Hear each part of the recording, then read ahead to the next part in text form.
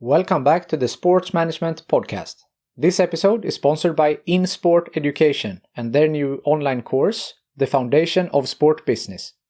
With course modules delivered by sport business experts at companies like the NFL, the Football Association, and Formula E, the Foundations of Sport Business course equips you with everything you need to know to get on or accelerate your career in sport. And for you listeners, I have a great deal. With the code Sports Management Podcast 10, you will get 10% off the course price. Click the link in the description below and sign up to the course today. Now, let's kick off the episode. Welcome to Sports Management Podcast, where you will hear interesting sports management professionals share their stories, experiences, and passion for the sports management industry. I am your host, Marcus Philipsson. Today's guest is the Director of European Scouting at Columbus Blue Jackets. As a professional hockey player, he has played in the NHL, KHL, Sweden, Switzerland, Finland, as well as the Swedish National Team. In 2013, he retired from playing and started working as European Scout for Columbus Blue Jackets. This year, he has been one of the most talked about people in Swedish ice hockey since he stepped in as Brynäs head coach and saved them from relegation. Welcome to Sports Management Podcast, Josef Boumedienne. Thank you. So great to have you on. What a couple of months it has been for you.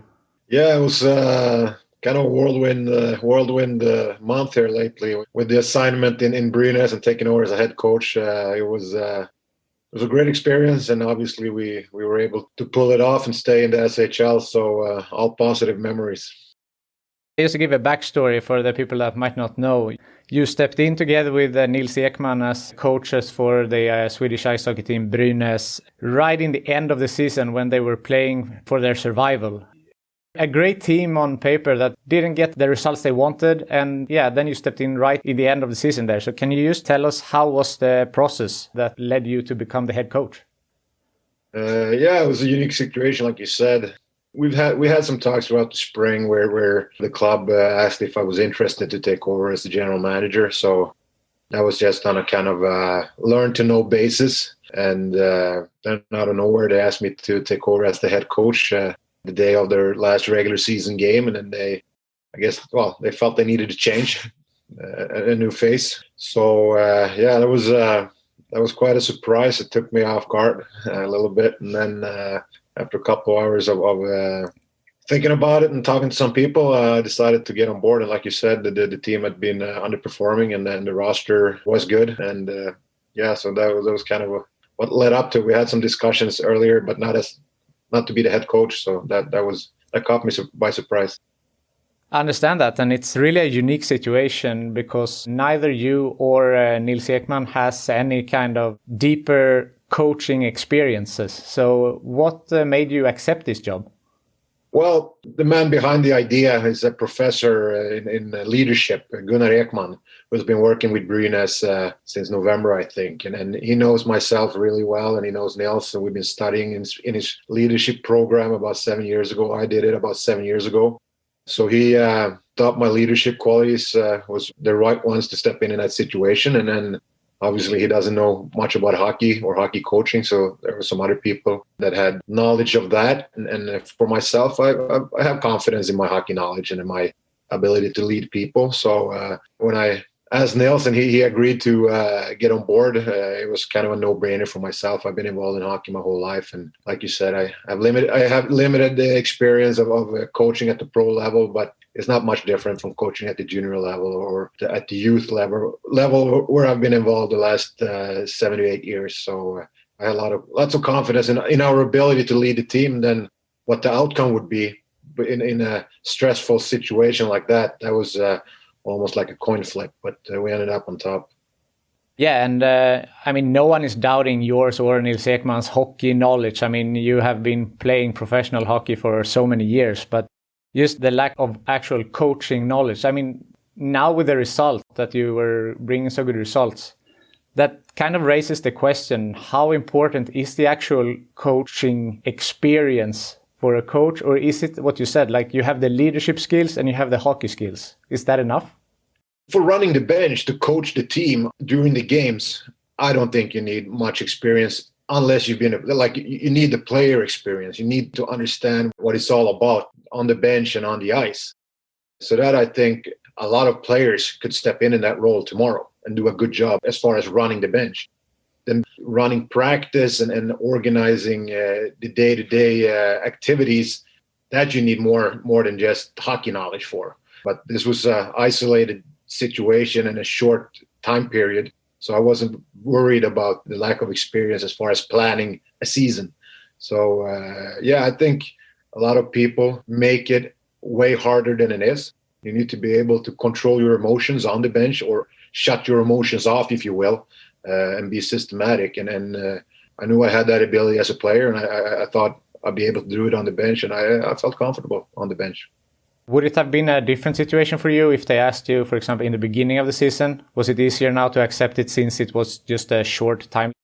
Yeah, probably. Then if that question would have been asked, then I would have made sure that my assistant coach would have had a broad experience in that part, because I'm a big believer in teamwork. I don't think you do everything by yourself. And with myself and Nils, with lack of experience in that department as far as planning and organizing a full season, then I would have thought about it longer, but definitely had a more experienced, along with Nils and Hank, and a more experienced, so to speak, hockey coach beside me, for sure. I understand. So bring us back to the first day on the job. How was it for you and Nils there, walking in, meeting the players? Yeah, it was a good day, actually. Gunnar Ekman, like I mentioned, who's been a part of Brynäs since November. He knew the team, he knew the players, he knew their mental state, and then they have a lot of trust in Gunnar. So he was a part of the process as far as introducing us to the players and the coaches. So it was kind of a seamless transition. We had meetings, we had group meetings, we had team meeting, and we had a lot of discussions and tried to learn to know each other in quick as possible exercise. So it was fun, but it was draining as well. I understand that. What was the game plan going in? Well, first of all, we wanted to talk to the players and see their feelings and their thoughts of what's not necessarily what have gone wrong, more what they wanted to change and what they wanted to accomplish or do the next few weeks in the relegation game.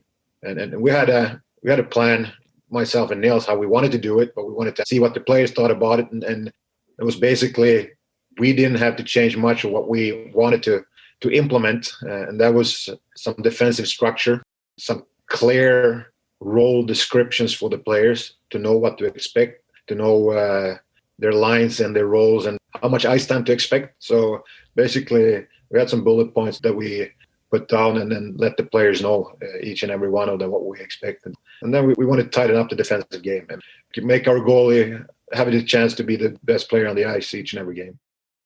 You mentioned the ice time there, and you were an active coach there. You were matching the team and you were playing the best players for the day. But what I think stood out to me a lot was just your calmness in the situation. You were in a new role that you hadn't been in before, and you were projecting such calm, and you stood up for your players when they were criticized. What do you think was the most important thing that you contributed with to the Brynäs team? I don't know. You really have to ask the players. I try to be a calm leader. As a player, I've been in the situations in finals and overtimes, and I also played for teams that got relegated. So it's not a new environment for myself. And also, when you're leading the games, you need to kind of be more calm and not try to motivate your players like you do when you're behind with a couple of goals. So that kind of played into why I think you guys thought I looked calm, because calmness was needed in most of the minutes we played.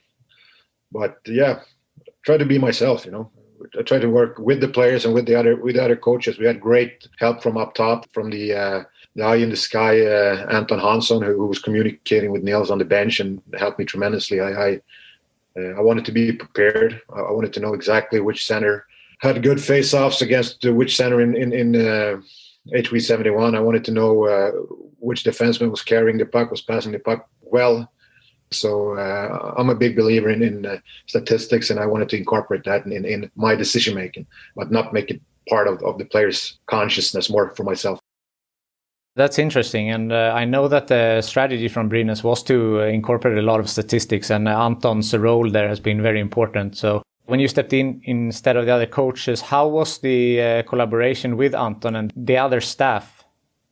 It was really good.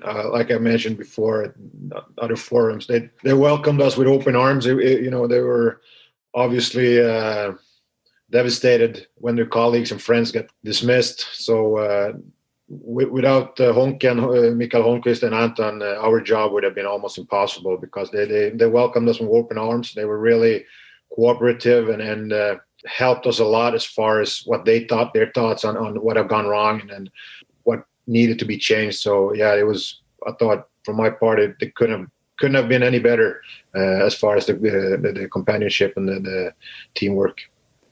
And in the end, it all worked out. Brynäs is still playing SHL next season. And what really stood out to me was that when the last game was over, it was a moment of happiness, but then actually it looked more of a relief. Was that how you felt it as well? Yeah, probably. I'd say we were there for such a short time, but for the players and the rest of the staff, I thought it was a huge relief, because it's a dark cloud over your head for months when you're in that situation.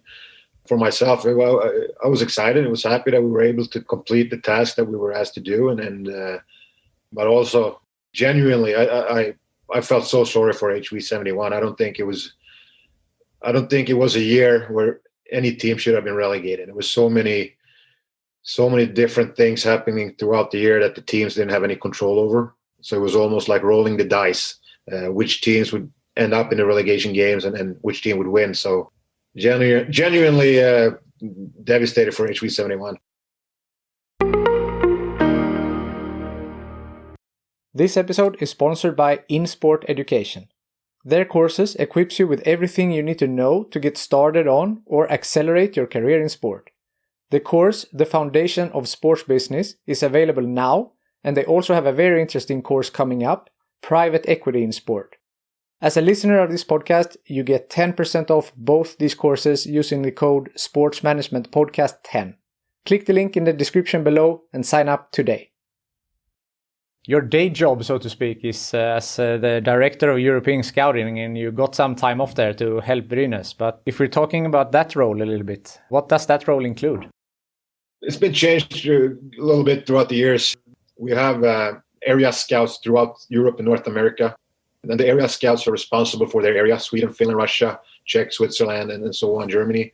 So my job has been to organize and make sure we have coverage in all the areas in Europe, and then traveling around and watching the top players basically for the draft and compare the top players from Russia to the Finnish to the Swedish and Czech and Swiss, so on.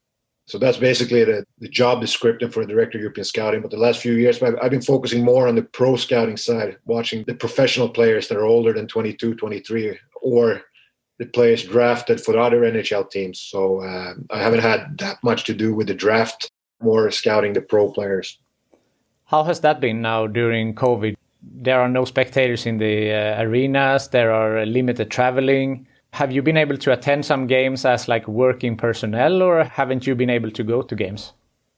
In the fall, no one was allowed at the games, or at least not scouts. And then it was in and out a little bit throughout the spring. You were allowed at some games, and then they shut it down again. But now, probably maybe the last month and a half or so, you've been allowed a limited number of scouts are allowed at each game. So I've been at live viewings lately. Yeah.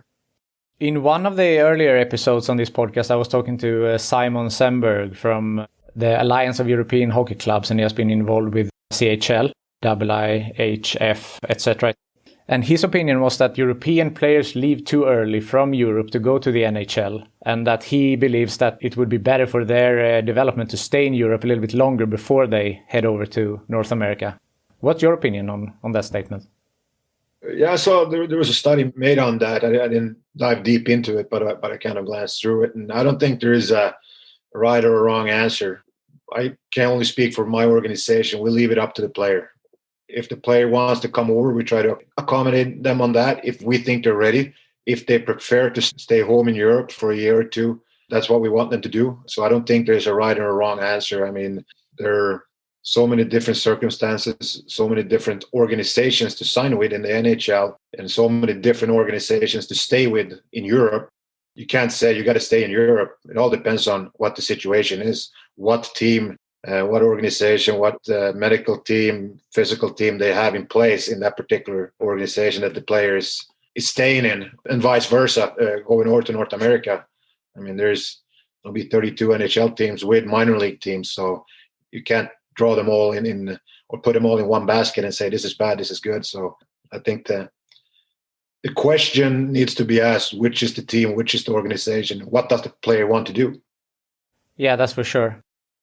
As you said, there are different circumstances and different teams. But on average, how would you say that European players stand up against North American players?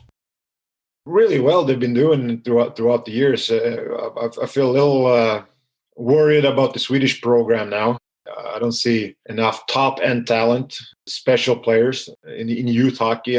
I have a lot of knowledge about the youth hockey because my sons play, so I know what the level is at. So there are a lot of good hockey players, but I miss the real special players. And I think in Stockholm, I can only speak for Stockholm hockey, I think we do a great job in suffocating the special players at a young age. Everybody needs to be the same. You're not allowed to compete. You're not allowed to count goals and so on. So I think it's going to be a huge problem in Swedish hockey if that's the route we're taking. I understand why we do it. It's not the players that doesn't want to compete. It's the crazy parents that are counting goals and then comparing kids, which is totally wrong. But I don't think it's a smart idea to suffocate and strain the talented kids that love hockey. It's going to backfire big time. It already is, I think. You mean they're suffocating because they don't encourage their creativity on the ice, or that you said not counting goals so that you take the competitiveness out of it? Or what do you refer to?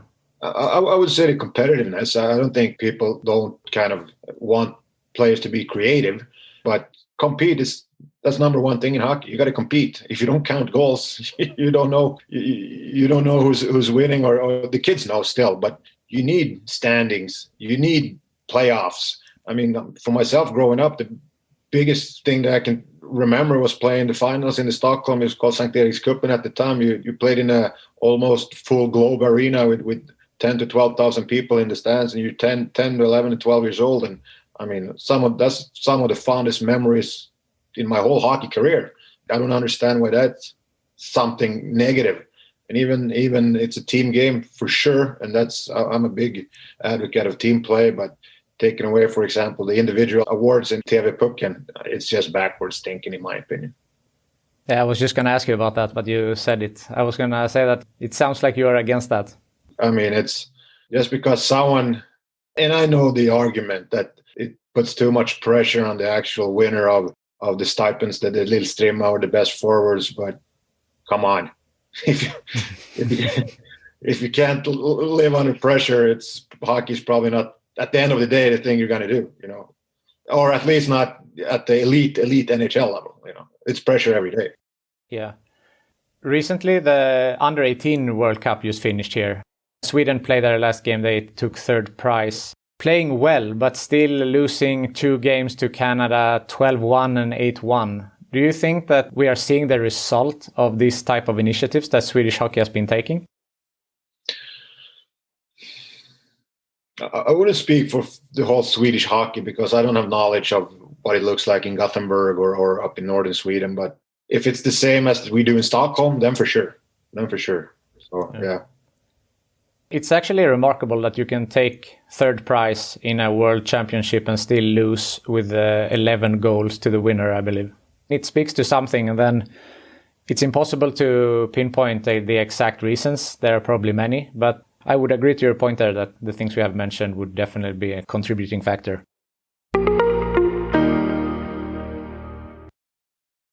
We have talked about your time in Brynäs and your time with Columbus Blue Jackets, but you also have a long career as a player, both on a national team level and NHL and Swedish and Finnish hockey, etc. Could you talk a little bit about that, like your career as a player, like where you started and up until NHL? Yeah, I grew up in southern Stockholm in Sätra. So my youth hockey club was Mälarhöjden Bredäng. It was a great place to grow up in Sätra, and then awesome organization to be a part of. I think at one point we were probably the largest club in Sweden as far as the active members. This is in the 80s, I think, 80s or early 90s. So I played there up until I was 15 years old. We had a really good team. I played with the 1 year older team. My brother, who's 4 years older than myself, played in the club as well. So I was able to practice skate basically as much as I wanted every day with any team. So that was great. And then I moved on to Huddinge when I was 15 to move on to play in their junior B team. And Huddinge at the time was one of the best talent producing clubs in Sweden. So I played there for 3 years. Moved on. I got drafted by New Jersey in '96. Moved on to Södertälje for a couple of years. We got relegated there. 98, we got relegated to the second division. So I moved on to Finland. Played in Tappara for a couple of years and then headed over to North America. And then, I was there. And then I came back and came back to Europe during the lockout, 04-05. Played a few games in Brynäs and then finished the year in Kärpät. And then, it was was a lot of teams, a lot of countries, but myself and my family, we enjoyed every second of it. So it was a good ride for, 17 years maybe professional. It's a long career, and you have also a Finnish citizenship, right? Yeah, that's correct. My mom's from northern Finland, from Kemi. Could you decide on which national team you wanted to play? I mean, Sweden and Finland are pretty equal on the quality, I would say, of ice hockey. Yeah, I played for Sweden, and it was kind of a weird situation at one point there. I was very proud. I played for Sweden. I was the captain in the World Under-18 Championship and then played in the World Juniors and so on. And then played a little bit with the national team, but then I was disappointed a couple of times. I didn't get picked for the World Championships when I was told I was going to get picked. And then Finland started calling and asking me to play for Finland instead because I have the citizenship and I speak Finnish. And I feel half Swedish and half Finnish, but I was always a very proud Tre Kronor member. So, so Finland, they started kind of investigating if I could change. And they thought that was going to happen after the lockout year, but I guess he got turned down from what I was told in the International Hockey Federation. And then actually Sweden came back and wanted me to play in the World Championships. And I declined. I felt like this was too big of a mess. I didn't feel like it was a good idea to kind of bounce back and forth. So I kindly declined to represent Sweden in the World Championships, which I regret today. But at the time, it felt like the right decision. Yeah. Is that your biggest regret? For sure. Biggest regret, yeah. And then what would you say is your best memory? I would say the championship in Kärpät 2005, the lockout year. We had a great team. The league was stacked with talent because it was the lockout year. And then first time I played in the playoffs my whole life. I always thought I was a winner, thought of myself as a winner, but tough to be a winner if you never play in the playoffs. So that was my first time getting a chance to play in the playoffs. And a lot of the players were still close friends. We keep in touch. We meet, hang out every summer together. So, yeah, that was really special. But then also my first NHL game with the Devils. And then getting a chance to play in Washington was also special. So, but if I had to pick one, that'd be the championships 2005 with Kärpät. I see. Looking ahead now for the future, you are employed by Columbus Blue Jackets, but I know that Brynäs, they are interested. So what's coming up? Yeah, like you said, I'm employed by the Blue Jackets, and then I've had some talks with Brynäs. But like I said before, my ultimate goal is to advance in an NHL organization. So we'll see. I don't have any news to share with you, but that's my goal. And then I'm really thankful for Brynäs asking me, and I'm still keeping that into consideration. But we'll just have to wait and see what the future holds. Will do. And when you say that you want to advance, say, in NHL, are you thinking to take more of the coaching path or, for example, the more general manager, this type of path? I would say more the management side of it, not necessarily the general manager. Well, maybe that could be the ultimate goal, but that's down the line in many, many years. But be more involved in the day-to-day operations in the NHL hockey team. So, yeah. The dream is in Columbus, or is there a dream team also to represent in NHL? No, I love the Blue Jackets. They've been so good to me, and then I have a long relationship with Jarmo. And I think looking back at my career, I bounced around quite a bit, So now I've been with the Blue Jackets for 8 years, and I loved every second of it. So I hope to be able to stay for many years to come. I understand. Approaching the end here, is there something that I haven't mentioned that you feel is important to mention, or something else you want to add? Nothing really. Well, we talked about the coaching experience and the experience of being a coach and so on. I think for me, people in general, or at least the media, make coaching way too important. Way too important. It's the players that play. Like, hockey is not that hard as far as system-wise. You can ask any player in the locker room and he can draw up a very good system, both offensive and defensive. So that's not very hard. Leading people, you need people skills, but don't make coaching like a hard job. It's the players that play. So they really define what the team is going to look like, their effort and their level of skill and heart. So I wanted to add that coaching is not that important. That's a very interesting take on it. And I feel like what you and Nils did really changed people's opinion of what you said there, the importance of the experience. And maybe, as you said, the hockey knowledge and the leadership skills are what actually matters. Yeah, that's my opinion. And I would take a debate any day with anyone who wants to debate it. Sounds good. Something that I ask everyone also is, if you could choose the next guest on my podcast, who do you think that I should talk to? Who would that be?